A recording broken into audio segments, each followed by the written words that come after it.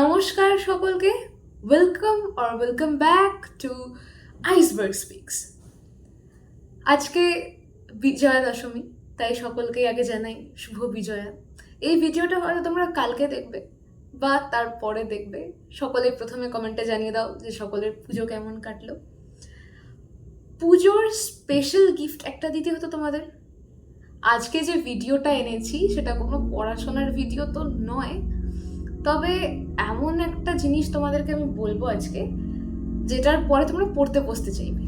ঠিক আছে, তার আগে দেখো আজকে আমি পার্পল কালার পরে বসেছি। যারা ফিজিক্স আর কেমিস্ট্রি স্টুডেন্ট আছো তারা প্লিজ কমেন্টে লিখে জানাও যে এই বেগুনি রঙটা কেন গুরুত্বপূর্ণ। আলোর চ্যাপ্টার তোমরা পড়ে থাকবে, ঠিক আছে? তোমাদের হিন্ট দিয়ে দিলাম। যাই হোক, তো আমি আজকে তোমাদের জন্য লিখেছিলাম যে দুর্গাপূজা মানে হচ্ছে নিড ফর পাওয়ার। আমরা সকলে একসাথে সেম 2 আর সেম 4-এ কাম ব্যাক করবো, ঠিক আছে? তো যাদের পরীক্ষা খারাপ হয়েছিল বা আশানুরূপ হয়নি তাদের জন্য এবং বাকি সবার জন্য যারা ডেসক্রিপটিভ অ্যান্সার, আগের ভিডিওতে বলেছিলাম মনে আছে, নিজে থেকে পড়ে বুঝে নিজের মতো করে লিখতে গেলে তোমার আন্ডারস্ট্যান্ডিং লেভেল খুব ভালো হওয়া প্রয়োজন। তার সঙ্গে সঙ্গে নিজের ইচ্ছেটা থাকা প্রয়োজন যে আমাকে যেটা লিখিয়ে দেওয়া হচ্ছে তার বাইরে গিয়েও আমি নিজের মতো কিছু করতে চাই। তো এই যে নিজের মতো যদি কিছু করতে চাও তাহলে তোমার যেটা প্রয়োজন হবে, এই রকম একটা ট্রিক্স তোমাদের জন্য নিয়ে এসেছি। ট্রিক্স বলা ভুল, অ্যাকচুয়ালি আজকের ভিডিওতে তোমরা জানতে পারবে যে তোমরা যখন ক্লাসে থাকো বা তোমরা যখন একটা নতুন জিনিস শেখার চেষ্টা করো তখন তোমাদের ব্রেন কি করে কাজ করে। যদি এটা জেনে যাও তাহলে যারা যারা সত্যি করে চাইছো অ্যাপ্লাই করতে, যারা যারা এটা সব সাবজেক্টের ক্ষেত্রে অ্যাপ্লিকেবল, ঠিক আছে? যারা যারা চাইছো নিজে থেকে প্রবলেম সলভ করতে, তারা কিন্তু যদি এই পয়েন্টগুলো মাথায় রাখো, এই প্রসেসটা বুঝে নাও, তাহলে তুমি নিজে থেকে পড়তে বসবে। এরকম ভিডিও আগে কেউ করেছেন কিনা আমি জানি না, আমি চেষ্টা করছি করার। তোমাদের যদি কারোর মনে হয় যে এটা কারোর কাজে আসতে পারে তাদের সকলকে পাঠিয়ে দিও। চলো শুরু করা যাক। আচ্ছা, আজকে যেটা নিয়ে কথা বলবো সেটা হচ্ছে যে আমাদের হিউম্যান মেমোরি কি করে কাজ করে তার একটা থিওরি। ওকে, এই থিওরিটার নাম হচ্ছে ইনফরমেশন প্রসেসিং মডেল। প্রথমত আমাকে অত্যন্ত জ্ঞানী ভাবার কোনো কারণ নেই, কারণ আমি আমার নিজের সেমিস্টার 1-এর নোটসের খাতা খুলে বসেছি, নাহলে আমি ভুলভাল বলবো, ঠিক আছে? তো প্রথমে একটা জিনিস জানবে যে আমাদের ব্রেন যেভাবে কাজ করে, আমাদের সাইকোলজির ভাষায় বা বিজ্ঞানের ভাষায় এটাকে বলা হয় কগনিটিভ এবিলিটি, ঠিক আছে? যেখানে আমাদের সমস্ত রকমের thinking, decision making, problem solving, এই সমস্ত কাজগুলো হয়ে থাকে। এবার কগনিশন কিভাবে কাজ করে জানো তো? একদম কম্পিউটারের মতো, ইনপুট, প্রসেসিং, আউটপুট। তুমি যেভাবে একটা ইনফরমেশনকে দেবে সেটাই তোমার ব্রেন প্রসেস করবে এবং সেই মতোই তার আউটপুটটা তুমি পাবে। এইভাবে আমাদের ব্রেন কাজ করে, ঠিক আছে? তো এই যে থিওরিটা, এটা দিয়েছিলেন অ্যাটকিনসন এন্ড শিফরিন, এনারা সাইকোলজিস্ট, এনারা এই মডেলটা দিয়েছিলেন। তো একটা জিনিস প্রথমেই বুঝে নাও, এ যেভাবে কাজ করে তার প্রসেসটাই হচ্ছে ইনফরমেশন এর ইনপুট, দেন প্রসেসিং, দেন আউটপুট। এইভাবে তোমার ব্রেন কিন্তু কাজ করে। ইন্ট্রোডাকশন দিয়ে দিয়েছি। এইটা বুঝতে গেলে সবার আগে জানতে হবে আমাদের ব্রেন 3টে পার্টে কাজ করে। একটা আমাকে শুনে থাকবি, শর্ট টার্ম মেমোরি, একটা লং টার্ম মেমোরি। এদের আগেও একটা জিনিস হয়, ওটা হচ্ছে সেন্সরি মেমোরি। সেন্সরি মেমোরির কাজ কি? আমরা যখন কোনো একটা ইনফরমেশন পাই বাইরে থেকে, ধরে নাও সেটা হয়ে গেল আমরা চোখে কিছু দেখছি, কানে কিছু শুনছি, অথবা আমরা কিছু পড়ছি বা শিখছি, এগুলো যে সেন্সরি ইনপুট। এই সেন্সরি ইনপুটটা যখনই আসে, এসেই কিন্তু স্টোর হয় সেন্সরি মেমোরিতে। ওকে, এবং এই সেন্সরি মেমোরিতে আসার পরে বেশিক্ষণ স্থায়ী হয় না, লেস দ্যান 1 সেকেন্ড, 1 সেকেন্ডের থেকেও কম সময়ে এটা স্থায়ী হয়। সেন্সরি মেমোরির থেকেও যাবে কোথায়? শর্ট টার্ম মেমোরিতে। শর্ট টার্ম মেমোরিতে যাওয়ার জন্য গুরুত্ব হচ্ছে তোমার, তুমি কতখানি অ্যাটেনশন দিয়ে বিষয়টাকে বোঝার চেষ্টা করছো, শুনছো বা জানতে চাইছো। তার মানে ইনফরমেশনকে বুঝবার জন্য তোমাকে কিন্তু জিনিসটাকে মন দিয়ে শুনতে হবে। আচ্ছা, কি করে হয় বিষয়টা বলি। যে সমস্ত ইনফরমেশনগুলোতে সঠিক অ্যাটেনশন পড়লো এবং রেকর্ড হলো, সেগুলো যাবে শর্ট টার্ম মেমোরিতে। শর্ট টার্ম মেমোরিতে কতক্ষণের জন্য থাকে? 20 থেকে 30 সেকেন্ডের জন্য থাকে শর্ট টার্ম মেমোরিতে, এবং তারপরে সেটা যাবে লং টার্ম মেমোরিতে। কখন যাবে? যখন তুমি বিষয়টাকে আরো ভালো করে প্র্যাকটিস করবে, বারবার রিভাইজ করবে এবং পুরোনো ইনফরমেশনকে বারবার রিকল করবে, তখন গিয়ে ওটা কিন্তু লং টার্ম মেমোরিতে স্টোর হবে। আর লং টার্ম মেমোরি কতক্ষণের জন্য থাকে? 30 মিনিট থেকে শুরু করে লাইফ লং। ওকে, এবার আমি বলছি এই অ্যাটকিনসন শিফরিন মডেলের কি গুরুত্ব এবং এটাকে তুমি পড়াশোনার ক্ষেত্রে কি করে কাজে লাগাতে পারো। ওকে, আমি বলে দিলাম। এবার দেখো স্ক্রিনের ওপরে একটা ডায়াগ্রাম আসছে, ঠিক আছে? এই ডায়াগ্রামটা দেখে আমি বলে দিচ্ছি জিনিসটা অ্যাকচুয়ালি কি করে কাজ করে। প্রথমে দেখো ডায়াগ্রামে একটা বক্সের মধ্যে লেখা আছে সেন্সরি রেজিস্টার। সেন্সরি রেজিস্টারে কি হয়? বাইরে থেকে আসা যে কোনো ইনফরমেশন সেন্সরি রেজিস্টারে প্রথমে প্রবেশ করে, এটাকে বলা হয় সেন্সরি ইনপুট। ওকে, এটা হচ্ছে ইনফরমেশন ইনপুট হলো। এবার দেখো লেখা আছে অ্যারো দিয়ে অ্যাটেন্ডেন্ট অ্যান্ড রিকগনাইজড মেটেরিয়াল, সেগুলো শর্ট টার্ম মেমোরিতে যায়। মানে তোমার অ্যাটেনশন কতখানি ছিল এবং তার ভিত্তিতে তোমার যে সমস্ত ইনফরমেশনগুলো রেজিস্টার হয়েছে সেগুলো যায় শর্ট টার্ম মেমোরিতে। এর ফলে এখানে কি হয়? এর ফলে এখানে মেমোরি আউটপুট হয়।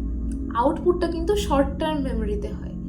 হ্যাঁ, তুমি যেটা ইনফরমেশন তোমার ইনপুট হলো, সেটা তোমার ভেতরে অ্যাটেনশন কতখানি ছিল, কতখানি কনসেন্ট্রেশন ছিল, তার মাধ্যমে প্রসেস হয়, হয়ে সেটা আউটপুট হয় এসটিএম বা short term মেমোরিতে।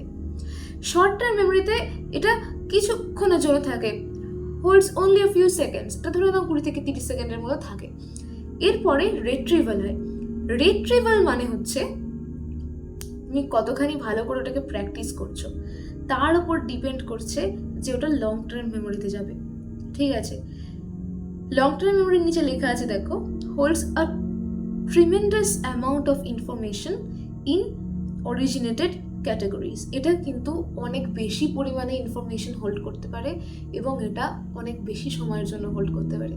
But the magic is, তোমাকে লং টার্ম মেমোরিতে ইনফরমেশন রাখবার জন্য সেটাকে বারবার প্র্যাকটিস করতে হবে, বারবার সেটাকে রিভাইজ করতে হবে, না হলে তুমি কিন্তু কাজ করতে পারবে না। এবার বলি যে অ্যাটকিনসন শিফরিন মডেল হয়ে গেল, তোমার পড়াশোনার ক্ষেত্রে এটা কিভাবে তোমাকে কাজে লাগতে পারে। এটা ধরে নাও তোমার ক্লাস চলছে, ঠিক আছে, একটা 2.5 ঘন্টা বা 1.5 ঘন্টার ক্লাস তুমি জয়েন করেছো।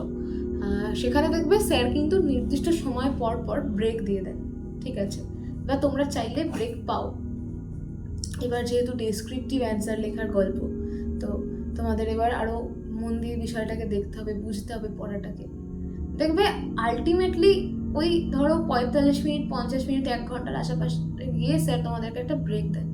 ওকে, ব্রেকটা দেওয়ার কারণ এটাই যে আমাদের অ্যাটেনশন স্প্যান খুব ভালো থাকে 45 মিনিট অবধি।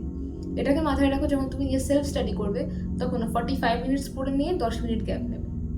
ওকে, এইটা হচ্ছে একটা বেসিক রুল। আমাদের ব্রেন এই টাইমিংটাকে খুব ভালো করে বুঝতে পারে, ঠিক আছে। 10 মিনিটের যে গ্যাপটা নিচ্ছ, সেই গ্যাপটার মধ্যে তুমি কি করবে? ফোন ঘাঁটবে? একদম নয়। স্যার এতক্ষণ যেটা পড়ালেন সেটাকে একটুখানি নিজের মাথার মধ্যে চালানোর চেষ্টা করো, যে আমি কি বুঝলাম এতক্ষণ ধরে। আমাকে বেশ কয়েকজন বলো যে পড়তে পড়তে নোটস বানাতে পারি না। দেখো, একটা কথা জানবে, নোটস বানানোর সব থেকে ভালো উপায় হচ্ছে স্যার যখন পড়া বোঝাচ্ছেন সেটা শুনে শুনে লেখা, নট স্যার কি লিখছেন সেটা দেখে দেখে লেখা, ঠিক আছে। কারণ তুমি যেটা বুঝবে, কথা শুনতে শুনতে তুমি যেটা বুঝবে সেটাই যদি তুমি খাতায় লেখো, তোমার আন্ডারস্ট্যান্ডিং কিন্তু আরো বেশি ভালো হবে। ঠিক আছে, তারপরে তো তোমাকে এমনিও বসতে হবে জিনিসটাকে নিয়ে, তখন তুমি আর একবার নিজের মতো করে গুছিয়ে লিখতে পারবে। কিন্তু যখন লাইভ ক্লাস করছো তখন শর্ট নোটস তোমাকে বানাতে হবেই, কিচ্ছু করার নেই। না হলে কিন্তু ডেসক্রিপটিভ অ্যান্সার লেখার জন্য কনসেপ্ট তোমার ক্লিয়ার হবে না। এটা একদম বেসিক রুল, মানে একদম জলে গুলে খেয়ে নাও, এটা তোমায় করতেই হবে।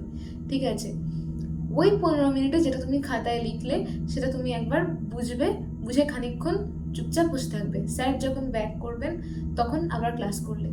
ঠিক আছে, আবার ক্লাস শেষ হয়ে গেল, বাকি তখনও আবার একই প্রসেসে পুরো জিনিসটাকে করলে।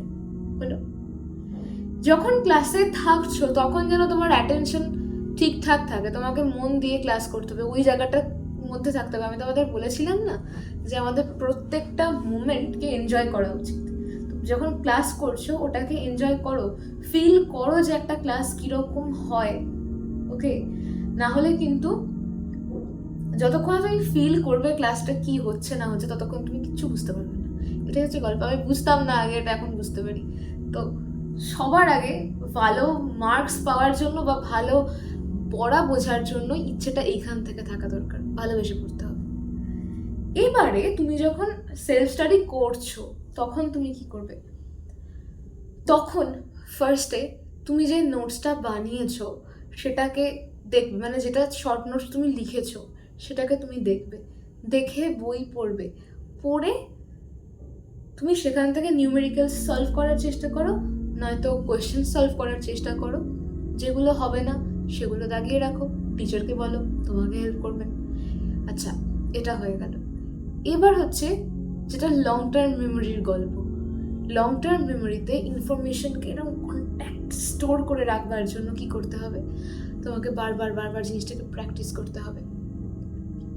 সেই কারণে বারবার বারবার প্র্যাকটিস করা, রিভাইজ করা এবং টেস্ট দেওয়া, এই তিনটে কিন্তু খুব জরুরি কাজ। ঠিক আছে, তো এরকম হতে পারে যে তুমি যার কাছে পড়ো তিনি টেস্ট নিতে দেরি করছেন, বা তুমি বুঝতে পারছো না যে তুমি কিভাবে এগোবে না এগোবে। তোমার কাজ হচ্ছে চ্যাপ্টার একটা কমপ্লিট করা, করে ওই যে শর্ট নোটসটা সেটাকে রিভাইজ করা। এটা করতে করতে কি হবে সেটা আমি তোমাকে বলছি। তখন দেখবে কিওয়ার্ডস যেগুলো, সেগুলো তোমাদের এমসিকিউর পরীক্ষার আগেও বলেছিলাম, ওই কিওয়ার্ডসগুলোকে এমন করে নোট ডাউন করো যাতে ওই ওয়ার্ড কটা দেখলে কনসেপ্টটা মাথায় ভিডিওর মতো খেলতে থাকে। এবং এই গোটা কাজটা তোমাকেই করতে হবে। কোনো টিচার, কোনো মেন্টর কোনোদিনও এরকম কিছু করে দিতে পারবেন না যে ওটা দেখলে তোমার চোখের সামনে জিনিসটা ভাসবে। সিনেমা হলে যখন সিনেমা দেখতে যাও তখন তুমি সিনেমাটা চোখের সামনে দেখো বলেই কিন্তু পরে ওটা তুমি কল্পনা করতে পারো, তোমার সামনে ওটা ভিডিওর মতো ভাসে। আমি যদি তোমাকে গিয়ে বলি যে পুষ্পারাজের সিনেমায় এইটা দেখিয়েছিল, তুমি কিন্তু কখনোই কল্পনা করতে পারবে না এক্স্যাক্ট যে আচ্ছা এটার পরে এটা হয়েছিল।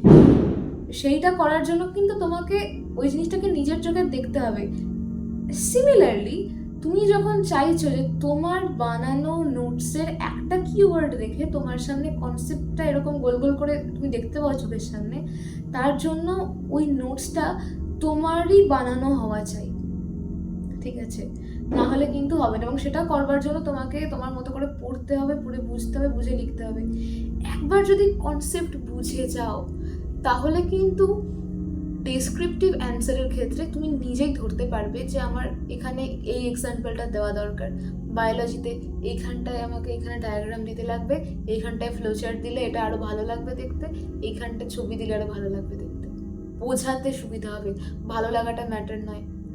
যখন এক্সামে একজন এক্সামিনার খাতা দেখেন তখন তার মোটিভ থাকে আমি কিচ্ছু জানি না, এবং তোমার লেখার মোটিভ এমন হওয়া চাই যে যে কোনোদিনও এই সাবজেক্টে পড়েনি সে যেন তোমার লেখা দেখে বুঝে যায় জিনিসটা কি। এতটাই সরল ভাষা কিন্তু কন্ট্যাক্ট ল্যাঙ্গুয়েজ হওয়া উচিত। এবং ডায়াগ্রাম এবং অন্যান্য ফ্লোচার্ট ইত্যাদি এইভাবেই ওখানে শো করানো উচিত যাতে সকলে এই ফিলটা করে যে আচ্ছা আমি কিছু জানি না, আমি অ্যান্সারটা পড়লে করলেই বুঝতে পারবো, এবং এটা তুমিই করতে পারবে। তুমি যখন কোনো একটা জিনিস নিজে বুঝে নিয়ে লিখবে, তখন তুমি এটা দেখবে যে, তখন তুমি এইভাবে দেখবে যে আচ্ছা আমার লেখাটা পড়ে আমি বুঝতে পারছি, কঠিন কিচ্ছু নেই, তার মানে আমার লেখা পড়ে ওরাও বুঝতে পারবে, সমস্যা হবে না। কোনো অনেক বেশি কিছু লেখার প্রয়োজন নেই, যেটুকু দরকার সেটুকু লিখবে, এবং খুব সোজা ভাষায় লিখবে, ক্লিয়ার কনসাইজ ওয়েতে লিখবে।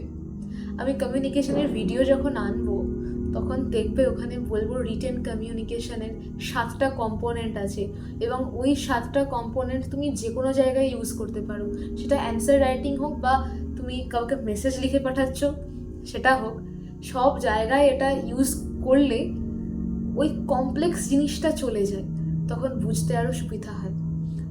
তো আশা করি বুঝতে পেরেছো যে কেন পড়বে, এটা আমি তোমাকে ফিল করাতে পেরেছি যে পড়াটা কেন জরুরি। শুধুমাত্র নোটস ঝেড়ে মুখস্থ করে নেওয়াটা ইম্পর্টেন্ট নয়, বোঝাটা কেন জরুরি। তাহলে তুমি নিজের মতো করে অ্যান্সারকে এডিট করতে পারবে। ওকে, ঠিক আছে, ওটা তোমার গ্রিপে থাকবে যে আচ্ছা আমি এইভাবে এইভাবে জিনিসটাকে করতে পারি। রিভিশনটা জরুরি এই কারণে, আমাদের মেমোরির আরেকটা ফেনোমেনা হয়, ওটাকে বলা হয় ইনফারেন্স। সেটা হচ্ছে তুমি যখন কোনো একটা পড়া করো এবং সেটাকে রিভাইজ না করেই নতুন পড়া করো, তখন পুরনো যেটা পড়েছিলে সেটার এফেক্টিভিটি আস্তে আস্তে আস্তে আস্তে কমতে শুরু করে। তো পুরনো পড়া ভুলে গেলে তো হবে না, পুরনো পড়াও তো আমাদের লাগবে, এবং এই পুরনো পড়াটা যদি ঠিকঠাক হয় তার জন্য গুরুত্বপূর্ণ কিন্তু ওই নোটসটা, যে নোটসের কিওয়ার্ডসগুলো দেখে তোমার মাথায় পুরো ঘটনাটা গোল গোল করে ঘুরবে। তো এই হচ্ছে মোটামুটি একটা আইডিয়া দিলাম, আশা করি বুঝতে পেরেছো। যদি কোনো সমস্যা থাকে কমেন্টে জানিও, আমি আরও ডিটেলসে জিনিসগুলোকে আনবো আস্তে আস্তে। হিট দ্য অ্যান্সার রাইটিংয়ের এটা সেকেন্ড পার্ট ছিল, এরপরে আরও কমিউনিকেশনের যখন বলবো যে কী করে আরও তুমি ক্লিয়ার করে লিখতে পারবে, তোমার আশা করি সুবিধা হবে। তো আরও একবার সকলকে শুভ বিজয়া, সকলে খুব ভালো থেকো, সুস্থ থেকো। আজকের মতো এখানে, টাটা।